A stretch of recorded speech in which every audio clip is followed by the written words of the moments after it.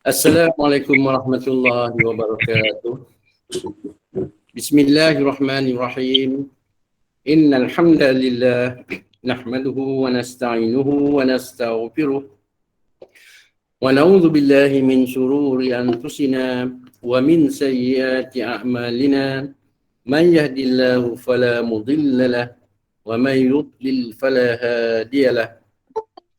Asyhadu an la ilaha illallah wahdahu la syarika lahu وأشهد أن محمدا عبده ورسوله سبحانك لا علم لنا إلا ما علمتنا إنك أنت العليم الحكيم اللهم افتح علينا حكمتك وانصر علينا من خزائن رحمتك يا أرحم الراحمين رب اشرح لي صدري ويسر لي أمري واحلل عقدة من لساني يفقه قولي أما بعد.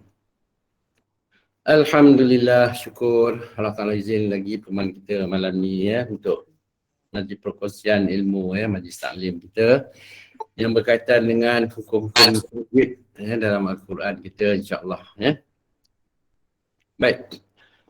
Untuk malam ni kita di bab yang ke-10 Bab yang ke-10 merupakan siri yang ke-14 kelas kita ni.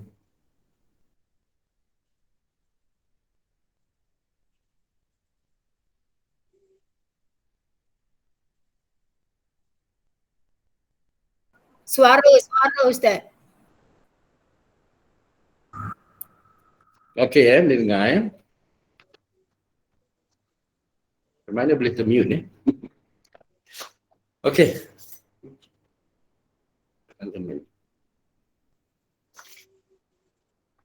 Baik. Malam ni kita di bab yang ke-10. Bab yang ke-10 bagi siri yang ke-14. Jadi mana dah 14 kali lah kita bersiaran untuk kelas tajwid online ni dengan merujuk pada kitab tajwid perbahasan ilmu tajwid menurut riwayat Hafs an Asim melalui Thoriq As-Satibi yang ditulis oleh Dr. Surur Sihabuddin Al-Adwi ni, insya-Allah Jadi bab yang ke-10 ni bermula daripada muka surat 234 yang mana ada kitab tu membahaskan tentang bacaan sebal dan tipis ataupun tarqiq dan tafkhim. Jadi dalam bacaan Al-Quran, selain daripada hukum mudud, hukum gunah, resam dan dhob, makhraj dan sifat, bacaan sebal dan tipis ataupun tarqiq dan tafkhim ini juga merupakan satu tajuk ilmu tajwid yang penting untuk kita faham.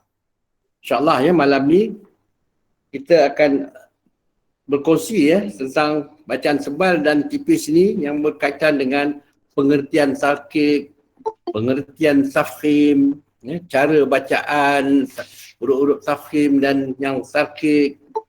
Kemudian kita akan dapat perhatikan juga dalam kitab ni, dia bahaskan tentang huruf-huruf yang sentiasa dibaca tipis.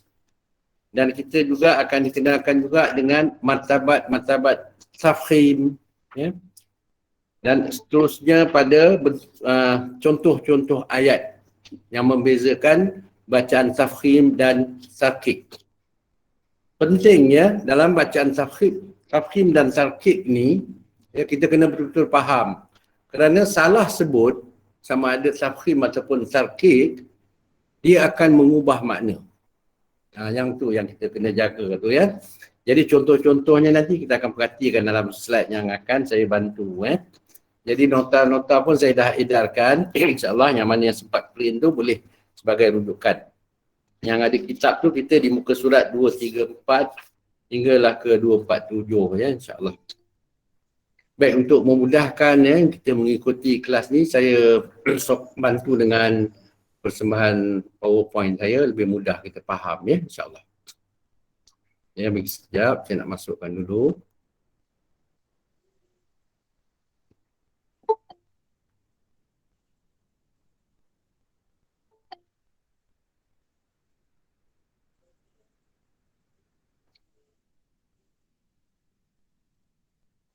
Baik.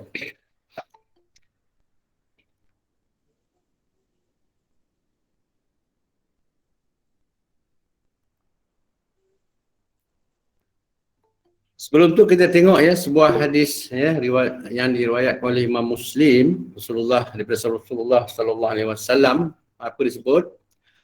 Man salaka tariqan yaltamisu fihi ilman sahilallahu lahu bihi tariqan ilal jannah. Atau kama qala. Barang siapa yang memilih jalan yang ada padanya ilmu, maka Allah akan memudahkan baginya jalan menuju syurga. Mudah-mudahan ya, kita yang duduk dalam majlis ni, mudah-mudahan Allah Ta'ala mudahkan jalan kita menuju syurga. Ya. Amin. Ya Rabbal Alamin. Baik, tajuk malam ni ya, seperti yang kita maklum, iaitu dalam bab yang ke-10 ni, bacaan, tarqiq dan tafkhim. Merupakan siri yang ke-19. Yang kita akan bahaskan ialah cara bacaan, tarqiq dan tafkhim. Menurut riwayat Hafs an Asim. Baik, riwayat Hafs an Asim ni sedikit ya, maklumat. Kita mesti berpegang pada satu bentuk bacaan ya. Kalau kita nak berpegang pada qiraat Imam Asim mengikut riwayat Hafs dan Tariq Satibi, maka kita belajar daripada mula sampai habis ilmu yang berkaitan dengan Al-Quran melalui riwayat Hafs an Asim, Tariq Satibi. Jangan dicampur adukkan bacaan. Yang tu penting ya. Kerana hukum mencampur adukkan bacaan Al-Quran ya, mengikut riwayat itu, riwayat ini, kita ikut suka kita aja, hukum dia makruh tahrimi ya, dilarang sangat-sangat. Baik, ya kita tengok seterusnya tentang tarqiq dan tafkhim. Ya, tebal dan tipis katanya. Baik, perbahasan dalam bab ke-10 ni meliputi yang pertama, kita akan perhatikan tentang huruf-huruf istifal yang sentiasa dibaca tipis. Ingat ya, huruf istifal ada banyak, tetapi ada beberapa huruf istifal ni perlu sentiasa ditipiskan dalam bacaan. Nanti saya contohkan dalam ayat-ayat Al-Quran nanti insya-Allah. Okey, perbahasan seterusnya yang kedua ialah huruf-huruf isti'la yang sentiasa ditebalkan. Ini juga penting. Ya. Kerana kalau huruf isti'la ditipiskan, ia akan mengubah makna. Begitu juga pada huruf istifal, kalau ditebalkan, dia akan merosakkan bacaan. Dia tak cantik bacaan kita. Nanti kita tengok contoh di dalam ayat-ayat nanti. Dan yang ketiga, perbahasannya meliputi tentang huruf ra yang dibaca tebal atau tipis. Ini dalam bab yang 10 ni ya, bab yang ke-10 ni. Okey, untuk maklumat, bab ra ni ya, huruf ra yang dibaca tebal ataupun tipis akan kita bahaskan pagi besok. Kerana tajuk ra ni luas ya, luas sangat. Jadi banyak benda yang kita akan kongsikan. Jadi untuk malam ni, bagi yang ketiga ni, huruf ra yang dibaca tebal ataupun tipis ni, kita buat pagi besok, pukul 9 pagi ni ya, insyaAllah. Jadi seterusnya malam ni kita akan berkongsi tentang huruf lam pada lafaz jalalah. Ini nampak mudah ya, lam pada lafaz jalalah. Tapi kadang-kadang ada juga yang melibatkan bacaan yang tak kemas. Kita akan perhatikan nanti. Dan yang terakhir ya, perbahasannya ialah meliputi huruf alif mad. Yang ini juga ya, walaupun dia tidak mengubah makna, tapi dia merosakkan bacaan kita. Tak cantik jadi bacaan kita nanti. Ya, kita akan tengok satu persatu. Baik, kita bahas tumpukan pada tarqiq yang bermaksud tipis. Pengertian tarqiq. Jadi pengertian ni dalam bab tajwid, kita kena ketahui jugalah makna dari segi bahasa, makna dari segi tajwid, cara sebutan dan huruf-huruf tarqiq. Jadi untuk maklumat, yang kita nak guna pakai dalam amalan kita dari segi makna ni adalah makna dari segi tajwid. Yang ini kena perhatikan betul-betul bagi kita faham.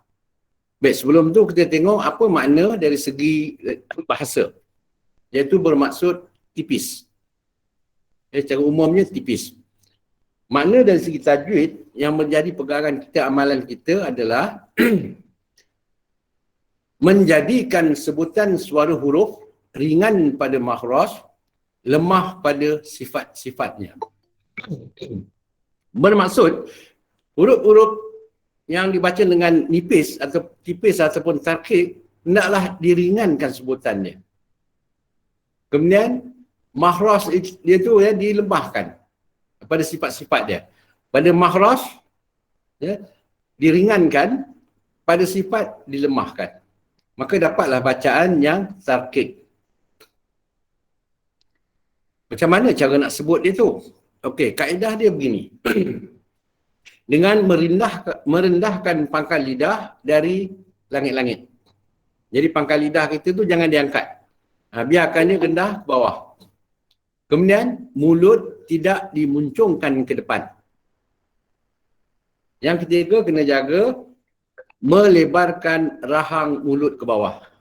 Ini 3 kaedahnya supaya dapat bacaan kita tu sempurna bagi bacaan tarkik. Dan huruf-hurufnya ada 21. Ya, iaitu nak hafal silakan kalau mampu. Kalau tak nak hafal, kita tolak aja daripada baki huruf isti'la' nanti. Jadi huruf isti'la' sana ada 7, kita senang nak hafal. Baki yang tak ada dalam huruf isti'la' tu, itulah huruf-huruf istifal yang perlu dibaca dengan tarkik ataupun perlu dibaca dengan tipis.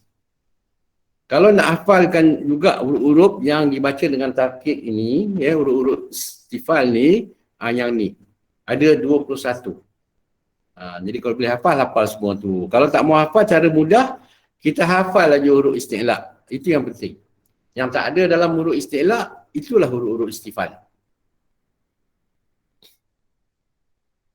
Baik, dalam matan kata Sahib al-Salsabi al-Syafi, kulla hurufil al-istifali raqiqi wa al-alifa itbi'ha li harfin sabiqi. Yang bermaksud, tarkikkanlah setiap huruf istifal, adapun alif itu mengikut huruf sebelumnya. Yang ini penting. Ya. Mana semua huruf-huruf istifal yang 21 tu perlu ditipiskan bacaan. Melainkan alif, dia akan mengikut huruf sebelumnya. Sama ada nak dibaca dengan tipis atau tebal. Itu maksud dia, ya. Baik, ini contoh. Apabila berlakunya pertemuan dua huruf, iaitu huruf-huruf istifal dengan huruf-huruf isti'la' ataupun kalimah yang dimulakan dengan sebutan tafkhim. Ya, kalimah tu bermula dengan bacaan yang tebal sebutannya. Sebelum tu datangnya huruf-huruf istifal ni. Maka bacaan dia akan jadi agak kurang sempurna sebutannya. Contoh, di dalam kotak tu, ya, daripada hamzah, waw, fa, mim, lam, sa, nun, ya adalah sebahagian daripada huruf-huruf istifal. Apabila berlaku pertemuan dengan huruf-huruf isti'la' ataupun kalimah yang perlu ditebalkan, huruf-huruf istifal ni biasanya akan berubah bunyi. Ya, sepatutnya direndahkan rahang, ya, tidak dimuncungkan bibir, kemudian diringankan sebutan dan dilemahkan pada sifat-sifat. Tetapi bila berlaku pertemuan macam ni, hilang semua tu, ya. Jadi huruf-huruf istifal ni akan berubah bunyi. Contoh, alif, ya, pada kalimah Allah. Sepatutnya a, ya, kalimah a. Allahu. Tapi kalau kita tak jaga, dia akan berbunyi begini, ya. Allahu. O, dia akan bunyi O. Ya, begitu juga kalau hamzah, ya. Patut Allahu. Tapi dia akan bunyi Allah sebelum macam alif. Begitu juga dengan huruf waw. Ya, waw ni huruf istifal. Bila bertemu dengan kalimah Allah, dia akan menjadi wa. Sepatut wa, ya. Wallahu. Wallah, bukan wallah. Sebab apa kita dah muncungkan bibir dan kita angkat rahang, ya. Itu masalahnya, suara waw tu bertukar bunyi. Seterusnya pada fa juga akan berlaku perubahan bunyi. Sepatut fa, bunyi dia fa, huruf istifal, fa. Tapi bila berjumpa dengan huruf-huruf isti'la', contohnya dia akan jadi fa. Fadlullah, fad. Ya, yang tu bunyi. Ataupun fallah. Sepatutnya fallahu. Fa ya, fallah. Begitu juga dengan mim, ya. Kita tengok dalam contoh ayat-ayat nanti macam mana bacaannya, ya. Jadi di sini kita tengok secara ringkas dulu. Mim bunyi dia ma, sentiasa bunyi ma, sentiasa dinipiskan.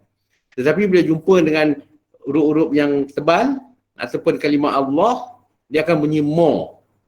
Mollah, morodun, contoh dia nanti. Ya, dia patut mallah, marodun, yang tu. Begitu juga dengan huruf sa. Tollah dibentukkan menjadi to. Jadi sepatutnya tallah, tatoli'u. Nah, begitu kita akan baca nanti, kan? Dan seterusnya nun juga, ya. Sepatut bunyi na, dia akan bunyi no. Nollah. Ya. Jadi tak mau bunyi macam tu. Begitu juga dengan ya, sepatut bunyi ya, ya Allah. Tapi bila jumpa huruf istimal, ya Allah, ya. Yang ni yang kita nak jaga dalam bacaan. Jadi masa bertalaki, bacaan sebut-sebutan macam ni lah selalu diperhatikan supaya dapat kita perbetulkan sebutan yang sempurna. Baik, kita tengok seterusnya. Walaupun begitu, ingat 6 huruf ini, ya, ada 6 huruf hijaiyah ni yang sentiasa ditipiskan bacaannya dalam semua keadaan baris, iaitu hamzah, lam, mim, ba, ha dan sin. Kata dia sentiasa ditipiskan bacaan dia dalam semua keadaan baris, ya. A, i, u, la, li, lu, ma, mi, mu, ba, bi, bu, ha, hi, hu, sa, si, su. Yang ni kita sentiasa tipis. Macam mana? Lebarkan bibir. Ya. Contoh pada huruf sin. Kalau tak dilebarkan bibir, kalau kita muncungkan bibir, dia bertukar berbunyi huruf sod. Ya, ya. Rosu, contoh rosu, so bunyi dia. Dia rosu. Tarik bibir ke kiri ke kanan. Rosu. Itulah bunyi sin dhammah. Ya. Jadi kita tengok contoh seterusnya di sini. Iaitu alif ataupun hamzah, ya, dalam bacaan. Kalau tak dijaga, alif ataupun hamzah ni akan bunyi o. Kadang ada kita ya, mungkinlah ada ke tidak lah, tapi biasa terjadi ha tu, ya, kerana terpengaruh dengan bunyi alif ataupun hamzah yang ditebalkan, dengan huruf ha tu pun ditebalkan. Alhamdulillahi Rabbil Alamin. Sepatutnya ini semua huruf istifal, ya, pada ayat yang kedua surah Fatihah ni, daripada suara hamzah wasal, lam, ha, mim, dal, ya. Pada kalimah Allah tu, lafaz jalalah tu juga semua dibaca dengan sakit, ya. Cuma satu aja ra tu saja yang dibaca dengan sakit, kerana dia berbaris fathah. Yang lain tu semua ditipiskan sebutan. Contoh, Alhamdulillahi Rabbil Alamin. Ya, nipiskan. Terutama pada huruf ain. Alamin. Jangan alamin. Itu keras sangat bunyi dia. Sebab apa? Dia ringankan pada sifat. Ain ni dia bersifat tawasud. Ya. Mana ringankan suara tawasud bagi ain tu tadi. Jadi pada lam juga begitu. Lam sukun, ya. Alham, jangan alham, tak mau begitu bunyi dia. Begitu juga, ya, pada contoh ayat yang berikut ni kita perhatikan. Allahus Samad. Allah, dia bunyi Allah. Sepatutnya Qul huwallahu ahad. Allahus Samad. Nipiskan, yang tebal-tebalkanlah. Bagi bacaan huruf yang dibaca dengan tarkik, iaitu huruf istifal yang 21 tadi tu, perlu direndahkan lidah, pangkal lidah ataupun rahang, ya. Dan contoh seterusnya kita perhatikan di sini pada hamzah, ya. Nah, ini bahasa kadang-kadang kita baca ta'awuz kita, ya, isti'azah kita, begitu juga, ya, kerana dia bertukar huruf langsung. Sepatutnya bunyi dengan istifal lah, sakit. Qul a'udzu billahi. Qul a'u. Jangan dibaca qul a'u. Sama. Qul a'udzu billah. Begitu bunyi dia bagi huruf hamzah. Seterusnya pada lam. Ya. Ini kebanyakan contoh-contoh ayat ni dalam kitab ni sendiri pun dia contohkan daripada surah Al-Fatihah ya. Sebahagian besarnya. Kerana ini yang selalu kita baca ya. Itu jadi sebagai rujukan kita. Ya. Mudah-mudahan bacaan Fatihah kita tu lebih sempurna. Ya. Kita tengok pada suara lam. Ya. Ghairil maghdubi alaihim waladda. Dia baca begitu. Sebenarnya tidak ya. Waw tu pun huruf istifal, lam juga huruf istifal yang sentiasa ditipiskan kata dia tadi. 6 huruf tadi tu kan. Lam baris fathah bunyi dia la. La ya. Ghairil maghdubi alaihim waladdallin. Waladda. Jangan walad. Itu dah rosak pada huruf dot pula ya. Waladda. Yang tu bacaan kita. Jadi sebutan-sebutan begini selalunya kita dapat diperbetulkan lah kalau kita ada peluang untuk bertalaki ya. Jadi yang mana tempat bertalaki tu perhatikan ya, perbaiki sebutan setiap masa kita bertemu insya-Allah. Itu bagi huruf lam ya. Kita tengok contoh seterusnya huruf lam juga. Ni dia ya. Yang keduanya wal yatalattaf. Wal yatalattaf. Pasal apa dia terpengaruh dengan huruf isti'la selepas dia tu huruf ta. Ya. Sepatut la lah. Jaga. Pastikan lam yang sentiasa dibaca tipis ni kekal dengan tipis je sebutan suara dia. Wal yatalattaf wala yus'iranna bikum ahada. Semua buka rahang, buka mulut kita, lebarkan ke kiri, ke kanan. Jadi dapatlah huruf istifal tu dibaca dengan tarkik. Itu maksudnya. Okey, contoh seterusnya pada huruf mim. Yang ni disebut tadi. Ya. Kalau tak betul jaga, dia jadi mo.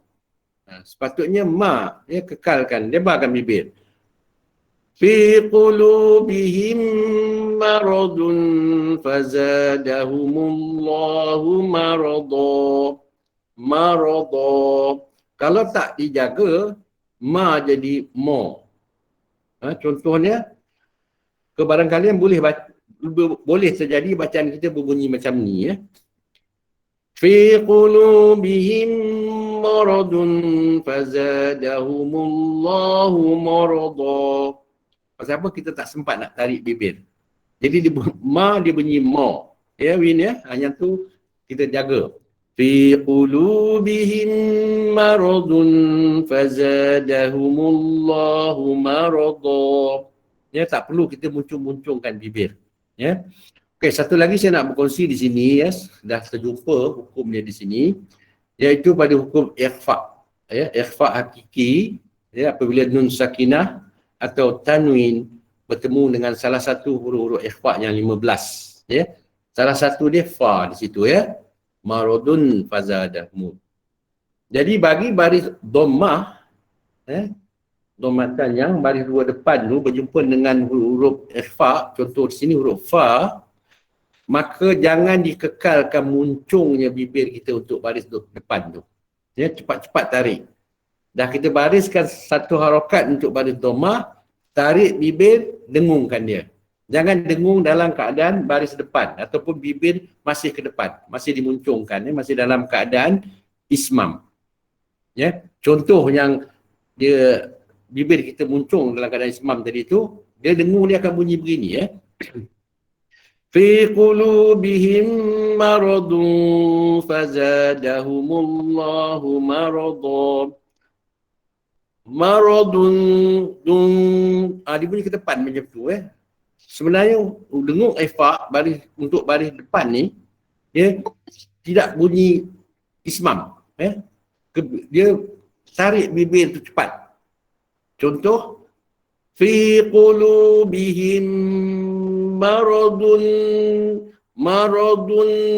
fazadahumullah. Cepat-cepat tarik dapat dun, bukan dun, yang tu ya, dah kebetulan nampak hukum di sini, kita pause sekejap. Ya. Baik, kita terus pada contoh huruf ba. Ya.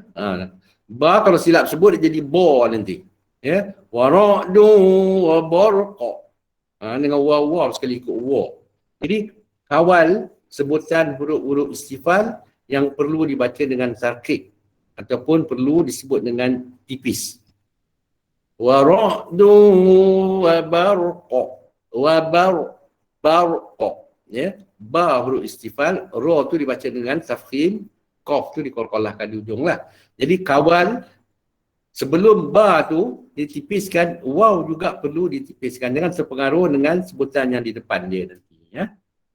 Dan contoh seterusnya pada ba, ni dia, wabal, ya, kepada waba. Wabatilun makanu ya'malu. Wabal, pertama wabal. Wabatilum. Jangan sepengaruh dengan huruf istilah ataupun kalimah-kalimah yang perlu ditebalkan selepas huruf istifal ni. Jaga sebutan yang tarkik dia. Okey, contoh seterusnya kita perhatikan di sini pada ha. Ya, ha juga yang sentiasa perlu ditipiskan dalam bacaan. Wa qala ahattu bima lam tuhita bih. Ahattu bima. Ini idgham mutajah nisain naqis nama hukum dia kan, kita dah belajar. Cuma jaga huruf ha jangan sepengaruh dengan to selepas dia tu.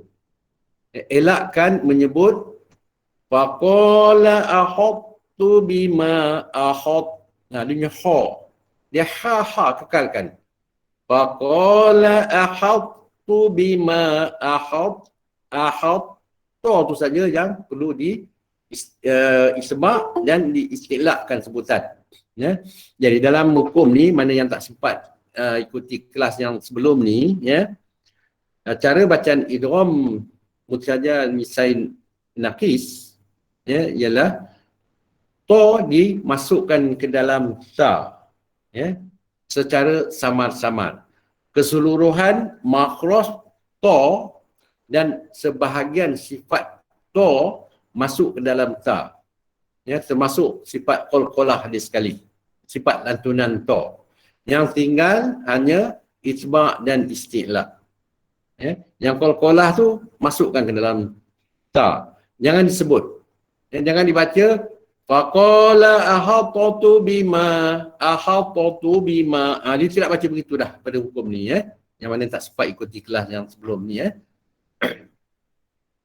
Jadi yang ini kita akan ulang lagi, ya, pada hukum-hukum idgham nanti insya-Allah. Cuma dalam bacaan tarkib dan tafkhim, huruf ha adalah salah satu juga huruf yang sentiasa ditipiskan bacaan. Begitu juga pada surah Yusuf ni ayat 51, yang selalu bila sampai pada ayat ini kadang-kadang sampai 2-3 kali kita terpaksa ulang kan untuk membetulkan sebutan ha tu. Sebab apa? Selepas dia huruf sod dan huruf qaf. Sod dan qaf adalah huruf isti'la yang perlu ditebalkan, ya, yang sentiasa ditebalkan. Sedangkan ha ni pula sentiasa ditipiskan. Jadi bacaan itu kawal, ya. Al-ana has, ya. Al-ana hasal haqqa. Hasal haqqa. Jangan hasal haqqa. Jadi semua ha bunyi ha. Kekalkan ha. Has. Okey, bagaimana kaedah apabila ada huruf istifal selepas dia huruf istilah? Ya, supaya kita dapat mengawal suara tarkik dan tafkhim tu dapat kita sebut dengan betul. Kaedah dia seolah macam kita daripada bawah sebutan dia bawa naik ke atas, ya. Ha mendatar itu naik ke atas untuk sebut sod. Hasal haqqa. Itu kaedah dia, ya. Jadi ini kita boleh praktiskan masa kita bertalaki nanti insya-Allah. Okey, seterusnya kita tengok pada huruf sin yang sentiasa ditipiskan dalam bacaan, ya. Sepatutnya dibaca Malam tasdi alaihi sabra. Malam tasdi tas ya, kekalkan. Jangan terpengaruh dengan to selepas itu. Malam tas dia punya mirip ke sod. Itu tak mau baca bacaan yang macam tu. Kekalkan. Malam tasdi gitu ya. Malam tasdi alaihi sabra. Kawal ya supaya huruf istifal ni tidak terpengaruh dengan huruf istiqlaq selepasnya. Baik, ni contoh lagi ya. Wazinu bil qisqasil mustaqim. Okey, sin yang sukun selepas dia to mungkin tidak masalah sangat dia qisqa. Kita boleh kawal. Tetapi perhatikan ya, pada sin yang sukun sebelumnya berbaris dhammah. Ya, antara perasan dengan tidak saja dalam bacaan, ya, apabila sin yang sukun sebelum dia huruf berbaris dhammah, sin tu akan berbunyi mirip-mirip huruf sod. Ya. Macam mana bunyi dia? Okay, contoh dia begini. Wazinu bil qisqasil mustaqim. Ya, kita muncungkan bibir untuk sin yang sukun kerana terpengaruh dengan baris dhammah sebelumnya. Sebelum sin tu mim baris dhammah. Jadi dalam keadaan begini, baris dhammah pada mim tu ya perlu dimuncungkan ya untuk pada depan, tetapi masa nak ambil sin yang sukun tu cepat-cepat tarik bibir ya, lebarkan ke kiri ke kanan ya. Wazinu bil qistasil mustaqim. Kalau terlambat dengan sa tu pun jadi terpengaruh dengan bunyi tebal nanti. Mustaqim. Dia jadi mustaqim nanti. Ya. Begitu juga dalam Fatihah ya, jaga jugalah ya. Ihdinas siratal mustaqim. Nipiskan sin ta tu ya. Baik, kita tengok contoh seterusnya di sini ya. Pada itu mim yang berbaris dhammah dan selepasnya sin sukun. Hati-hati ya. Dalam keadaan ini kawal. Biarkan baris depan untuk mim tu sekali sebutan, masa nak matikan sin cepat-cepat kita lebarkan bibir. Baik, itu selesai ya bab yang 6 huruf itu tadi yang sentiasa dibaca dengan tipis. Iaitu bagi huruf alif ataupun hamzah, lam, mim, ba, ha dan sin. Okay, kita beralih pada bacaan tafkhim ataupun tebal. Baik, kita tengok pada pengertian dia, iaitu pengertian tafkhim. Makna dari segi bahasa adalah tebal.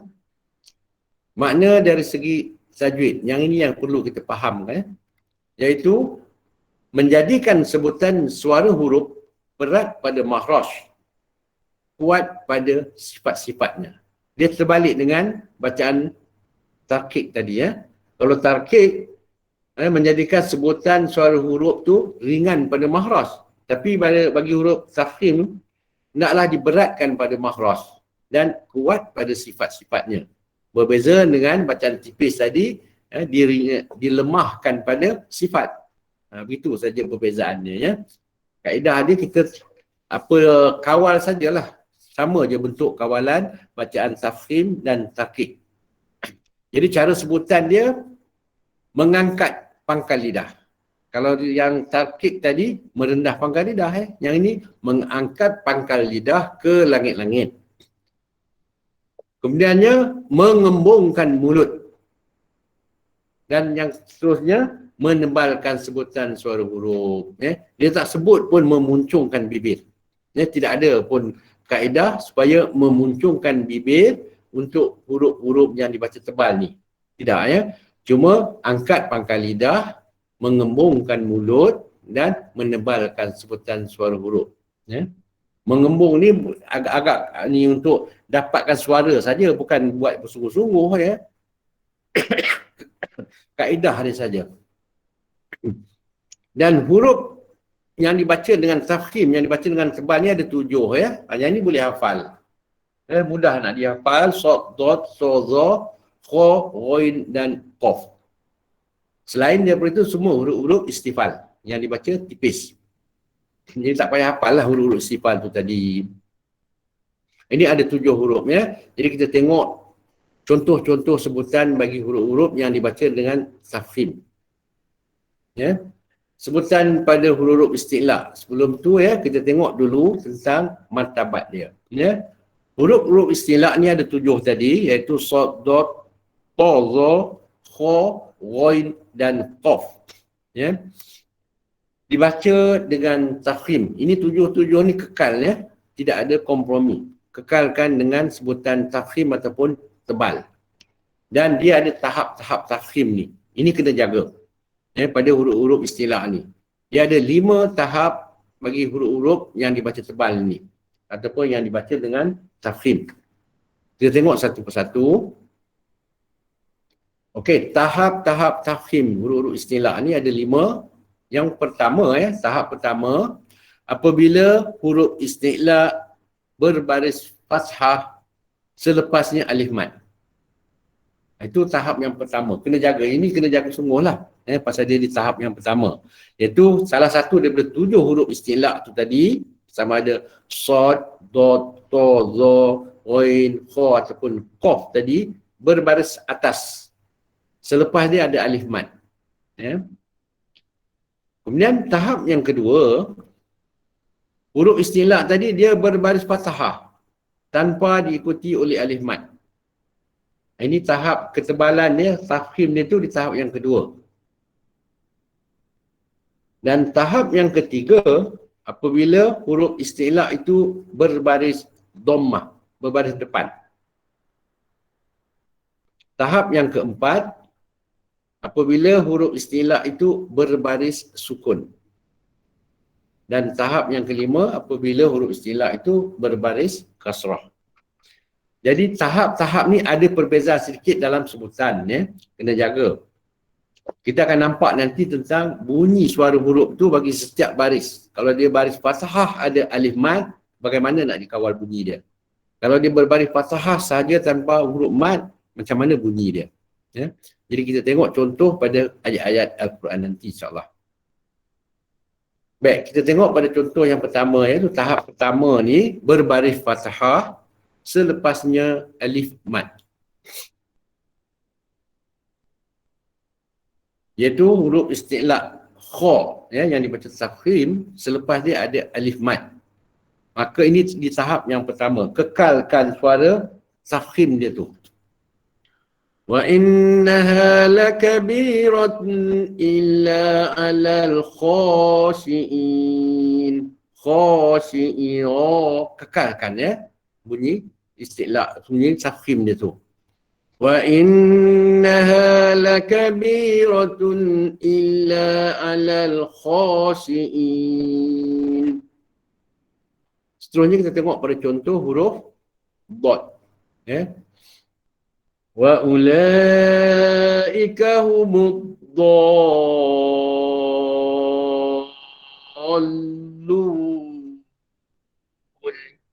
Ini mad lazim ya. Pada alif mad perlu dibaca dengan 6 harakat. Maka kekalkan suara dot yang tafkhim tu ya, untuk menjaga supaya alif mad tu juga dalam keadaan tafkhim juga. Tadi disebut alif mad dia mengikut huruf sebelumnya ya. Jadi huruf sebelum dia tu dot dibaca dengan tafkhim, maka alif mad juga dibaca dengan tafkhim lah. Kawalkan keadaan tu sampailah dia dimusaqqalkan dengan lam selepas dia tu. Dan contoh huruf istilah yang ketiga kita ambil satu lagi, iaitu huruf shad ya. Wala yulaqaha illa sabirun. Sabirun, kekalkan begitu. Itu bagi tahap yang pertama. Apabila huruf istilah berbaris fathah, selepasnya alif mad. Tahap yang kedua, dia berbaris fathah. Ya, tidak diikuti oleh huruf alif mad lagi. Contoh pada ghoin. Bukan ghain ya, ghoin. Ya, ghoin. Jadi bacaan kita boleh dapat ya dengan suara yang sebenar. Innahu kana ghaffara. Ghaffara. Kalau kita sebut huruf ghin ni kan, bacaan ni akan bunyi begini tau. Innahu kana ghaffara. Dia bunyi ra. Ya. Sepatutnya bunyi ra ya. Ni pada tahap-tahap dia, itulah kedudukan suara huruf ghain ya. Begitu juga dengan suara huruf berikutnya, iaitu sod. Anna sababna al-ma'a sabba. Jaga ketebalan huruf sod. Jangan kalau kita silap sebut, takut dia mirip huruf sin nanti ya. Anna sababna al-ma'a sabba. Tak cukup ketebalannya. Anna sababna al-ma'a sabba. Begitu bacaannya. Begitu juga dengan huruf to. Ya, to. Okey, untuk maklumat, huruf to ni adalah satu-satunya huruf yang paling kuat. Antara 29 ataupun 28 huruf hijaiyah, to ni memiliki sifat-sifat yang kuat. Dia di atas sekali ya. Sama ada yang melibatkan baris dia ke atau hukum qalqalah baginya ke, tuntutan untuk diraikan hukum tu sama ada qalqalah atau baris adalah kuat ya. Perlu dijelaskan sesungguhnya. Baik. Dalam keadaan dia berbaris sahaja, baris fathah sahaja, bacaannya kekal dengan tebal juga.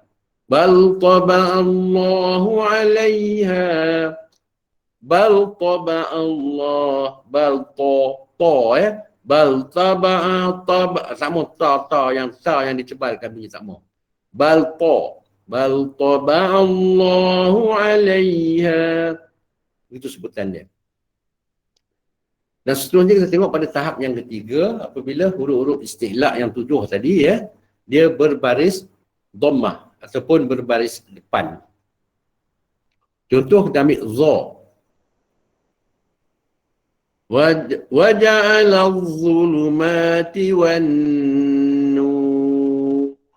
Ya. Wa ja'ala adh-dhu. Yang za, zu, itulah tahap baris dhammah. Ya. Kalau bunyi za, dia mirip ke baris fathah. Ya. Wa ja'ala adh-dhuluma. Begitu bunyi dia. Kuatkan sebutan dia, kembungkan sebutan dia. Begitu juga dengan qaf. Ya. Apabila dia berbaris dhammah, kekalkan bunyi tafkhim dia tu. Afa imma ta'au qutilal qalabtum. Qutilal. Macam mana nak kawal suara tafkhim pada qaf, letakkan betul pada makhraj dia. Di mana makhraj dia kita dah belajar sebelum ni, iaitu di anak tekak ya, di pangkal lidah sana dekat dengan peti suara. Kalau kita salah letak, dia letak di atas sedikit, dia mirip huruf kaf nanti ya, iaitu huruf kaf yang ditebalkan. Ini dalam keadaan berbaris ya. Kalau dalam keadaan dalam satu kalimah yang ada hukum lin nanti ya, dia berbaris fathah, ada waw lin selepas tu, dia bertukar menjadi kaf nanti ya. Yang itu jadi masalah. Ya, merosakkan makna. Jadi bila dia berbaris dhammah ni, dia di tahap yang ketiga. Baik ya, bagi huruf dhad juga ya, kalau dia berbaris dhammah ya, berada di tahap yang ketiga, jaga suara baris tu. Itu yang dituntut. Wadduha, wadduha. Begitu ya, waddu. Sambil kita membariskan huruf dot, jaga sifat istitalah dot ni ya. Di mana sepanjang sisi tepi lidah, kiri dan kanan dihimpit ke geraham atas kita. Ya. Dan di tahap yang keempat, apabila huruf istilah ni berbaris sukun. Ya. Yah, itu dia, yah. Jangan yah tak mau. Yakhshallaha min ibadihil ulum. Mana bagi huruf kha kekal dengan tebal dia tu. Jangan direndahkan rahang. Naikkan. Yakhshallahu min ibadihi ulama. Ya. Yah boleh ya, tapi yang cantiknya naikkan ke atas. Begitu juga ya dengan huruf ghain ya. Au yaw dengan ya itu nipis lagi, dia mendatar, dia naikkan ke atas. Au yaghlib fasawfa nu'ti. Cara bunyi kita membariskan huruf sukun pada ghain ya, bunyi dia naikkan ke atas. Huruf dot juga begitu ya, dibawakan ke atas pada dot yang sukun tu, iaitu sifat istitolah dia terutamanya. Contoh, kadzalika yadribullah begitu bunyi dia. Kadzalika yadribullahul amsal. Huruf dot ni kalau dia sukun perlu dijaga kan. Kan dalam matan kita sebut dulu, iqta'ul hurufi haqqaha min sifatilaha wa mustahaqqaha ya. Dia kata berikan setiap huruf itu kan hak dia. Hak itu sifat tadilah ya. Dan lebih mustahak lagi pada sifat ni apabila ada hukum mendatang. Salah satu hukum mendatang pada dot ni adalah sukun ya. Dia dalam keadaan sukun. Maka sifat istitolah itu lebih kena jaga. Ya, yadribullah, jangan cepat. Kalau kita baca cepat, dia mungkin menjadi huruf dal. Kadzalika yadribullahul amsal. Ataupun kalau tak dijaga, dia jadi qalqalah ataupun tawallud. Kadzalika yadribullah dia bunyi yadr. Jadi kawal ya, tak mau ada bunyi-bunyi macam tu. Dan di tahap yang kelima kita tengok sini apabila dia berbaris kasrah. Ya. Contoh ghain berbaris kasrah. Ya.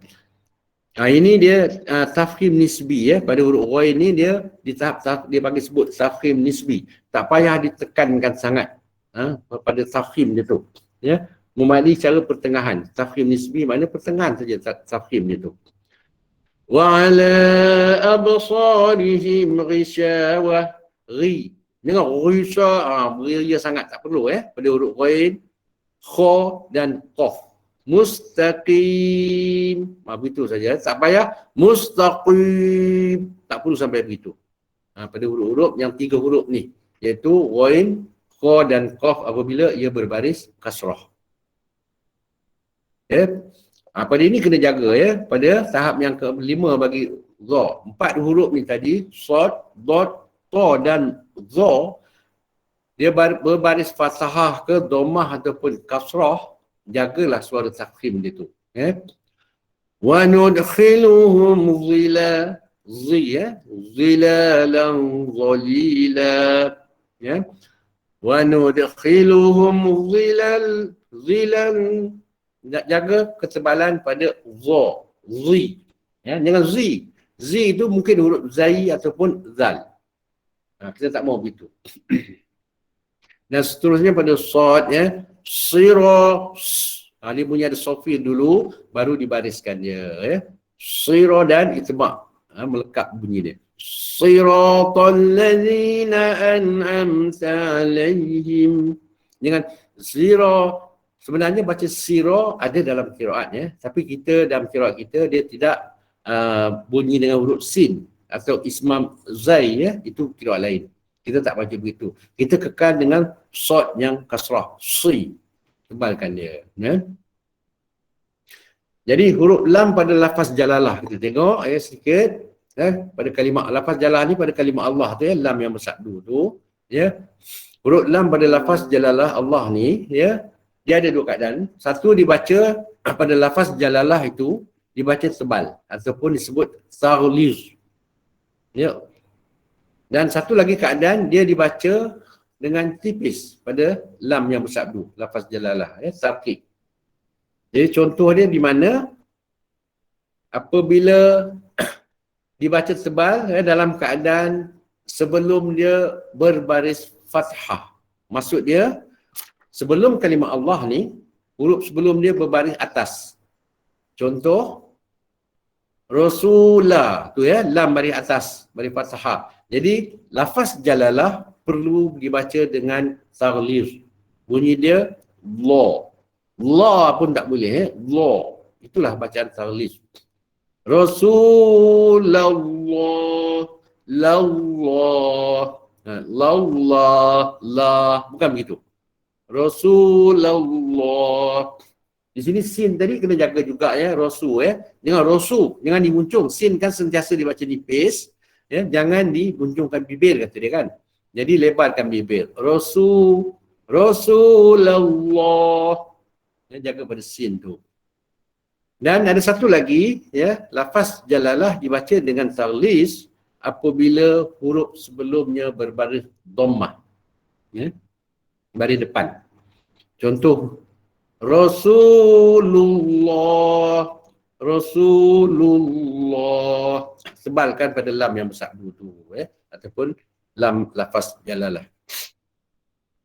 Kemudian dibaca tipis masa bila?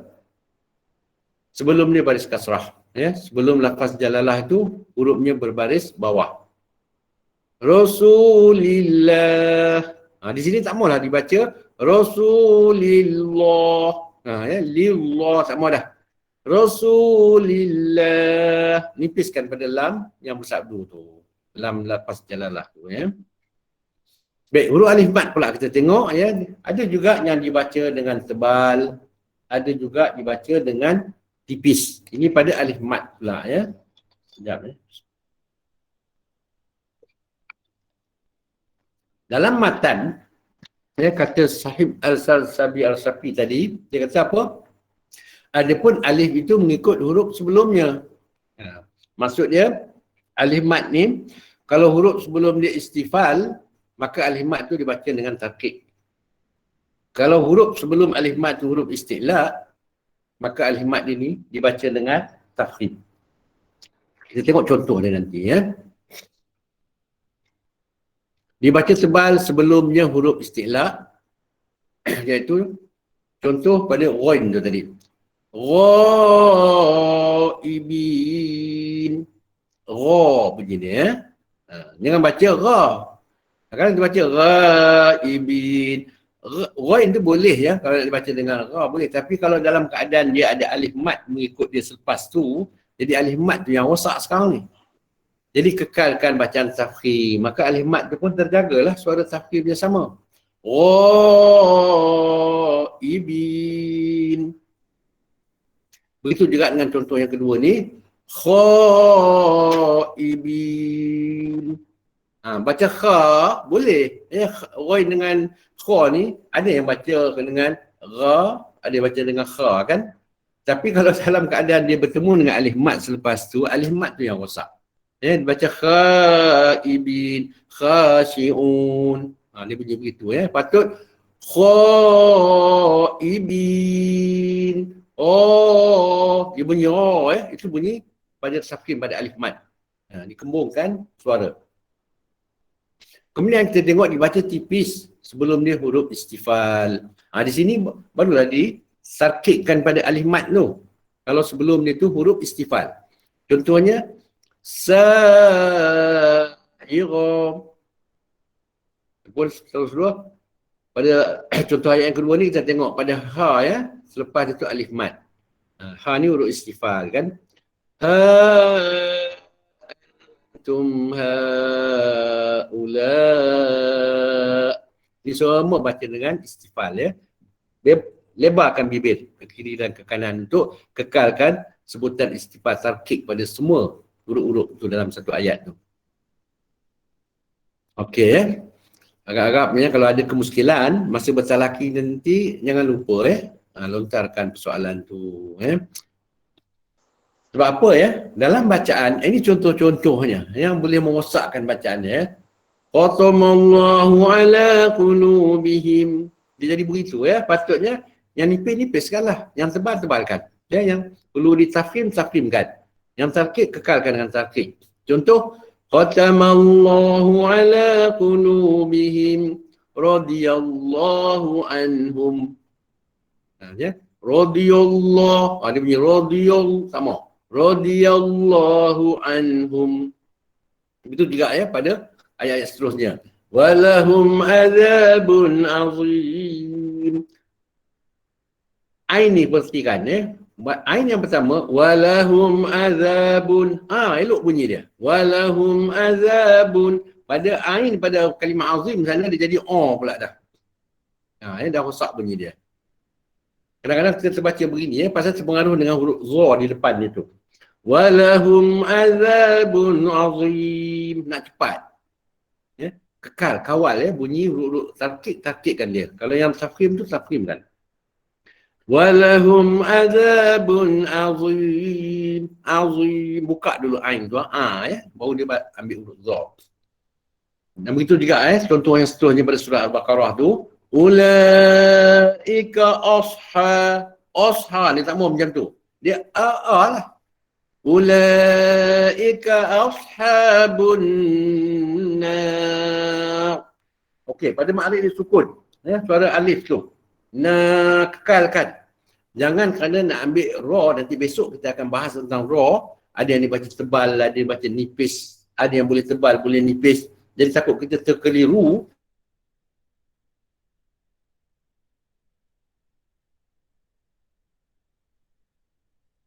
Dia jadi dua suara.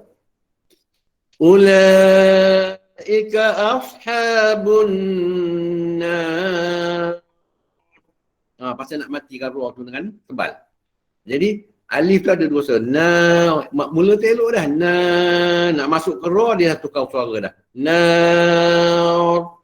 Tak mau kekalkan pada alif mat yang dibaca dengan tarkik. Kalau nak ambil dua harakat ataupun 4 ataupun 6, kekalkan suara tarkik.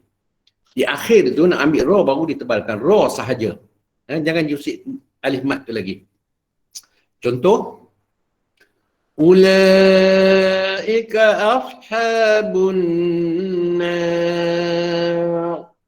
nar. Begitu InsyaAllah boleh ni. Begitu juga ini contoh-contoh kesalahan yang tersembunyi saya nak tunjukkan di sini. Sekiranya kita huruf tu patut tebal, kita tipiskan dia. Patut tipis, kita tebalkan dia. Dia akan berubah makna, mengubah kalimah tu sendiri. Contoh sin dengan sod ni. Sebab apa? Kedua-dua huruf ni ada dalam kalimah yang bunyi dia hampir sama. Ni cuba tengok pada sin, qasamna, qasamna. Pada sod ada juga bunyi seolah macam tu, iaitu qasamna. Jadi kalau kita tersalah sebut sama ada sin tu ke atau sod tu ke, dia dah berubah makna tu. Ini makna dia dua-dua ni berbeza Jadi itu yang kita kena jaga pada huruf-huruf yang perlu dibaca sama ada tafkhim atau dibaca dengan tarkik.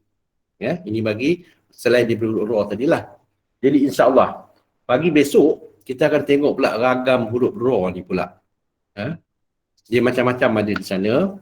Kadang-kadang bacaan kita tu betul tapi kerana kita tak pasti ataupun tak fokus lebih sikit, bunyi dia akan rosak. Seolah-olah dibaca dengan imalah. Masa bacaan imalah besok saya akan contohkan macam mana bentuk bacaan imalah. Pasal apa? Bacaan imalah kita tak ada sebenarnya dalam bacaan kita Cuma ada dalam satu tempat saja imarah kubra pada majriha tu.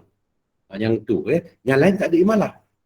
Jadi itu kita kena jaga nanti insya-Allah Wallahu a'lam mudah-mudahanlah dapatlah kefahaman sedikit untuk kita kongsi malam ni sebagai orang kata panduan kalau kita bertalaki nanti tak kiralah di mana pun kita dah nampak tentang bacaan yang perlu dijaga insya-Allah Ustaz, Ustaz. Boleh ke? Ya. Boleh ke tanya satu? Minta tolong. Ya, sila. Apa maksud tahap pertama, tahap kedua, tahap ketiga Ustaz? Keempat dan kelima. Apa maksud tahap itu? Suara pada tafkhim itu sendiri Tafkhim. Kalau selepas dia tu alif mat, kha contohnya, kekal dengan kha. Mana panjang sikitlah buat suara tafkhim pada kha tu tadi. Kalau dia tanpa mat, kha tu kha jugalah tapi tidaklah dipanjangkan. Begitu maksud dia Okay. Jadi bila dia baris domah, bunyi tafkhim tu dah bunyi untuk baris domah punya tafkhim lah pula. Itu yang kedudukan dia punya tahap-tahap martabat dia tadi tu Contoh macam alif mat tadilah Kalau kita tak jaga martabat, itu yang alif mat tu kadang-kadang bunyi o, kadang bunyi a. Patut bunyi khashi'in, dia bunyi khashi'in. Sebab apa? Huruf istiqlaq baris fathah selepas dia alif mad, mestilah tahap yang pertama. Tapi kita baca kha bunyi dia. Ataupun ghafilun. Yang tu. Itu penting sangat pada martabat tu tadi ya. Okey, terima kasih. Ya, insya-Allah. Baik, Ustaz nak tanya Ustaz. Ya. Tafkhim nisbi termasuk dalam tahap 5 ataupun dia macam mana? Tafkhim nisbi. Dia masuk di tahap yang kelima. Pasal dia berbaris kasrah Kan baris tadi yang pertama fathah diikuti oleh alif mad, lepas tu dia berbaris fathah saja, lepas tu dia berbaris dhammah, lepas tu baris sukun, lepas tu dia berbaris kasrah kan. Jadi tafkhim nisbi ni dibaca pada 3 huruf ni saja, iaitu kha, ghain dan qaf apabila ia berbaris kasrah. Ya, qi, ri, khi, begitu. Jangan baca ihdinas siratal mustaqim. Berbeza sangat kan? Qim, tak perlu begitu. Ihdinas siratal mustaqim. Itu dia katakan tafkhim nisbi tadi ya. Dia ringankan sedikit. Jangan nampak sangat sungguh-sungguh nak tebalkan qaf tu tadi, dengan baris kasrah tu pun kita tebalkan juga. Tidak pada huruf sad, dad, ta dan za kalau za baris kasrah, zi je lah, kekal dengan zi, jangan zi.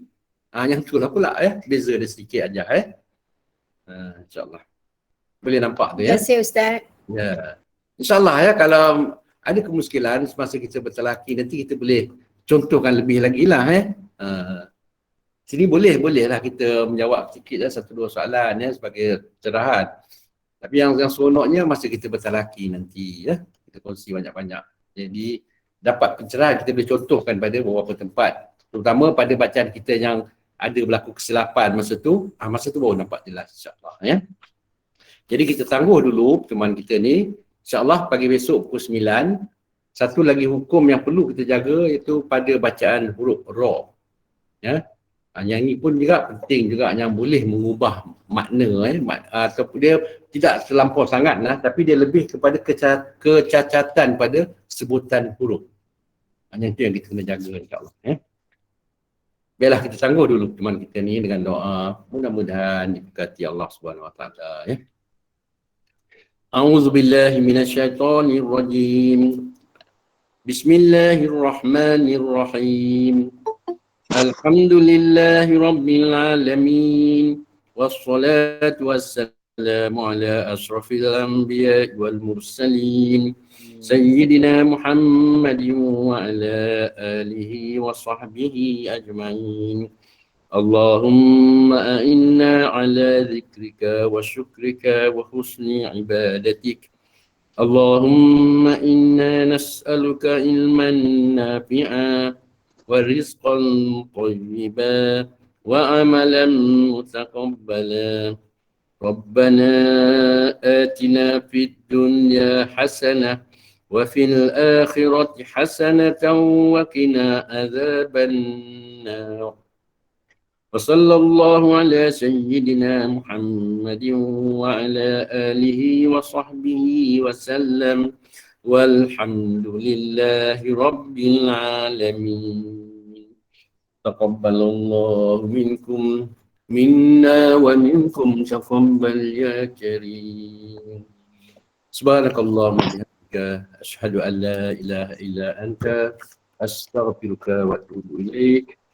Assalamualaikum warahmatullahi wabarakatuh. Maaf lebih kurang gitu ya.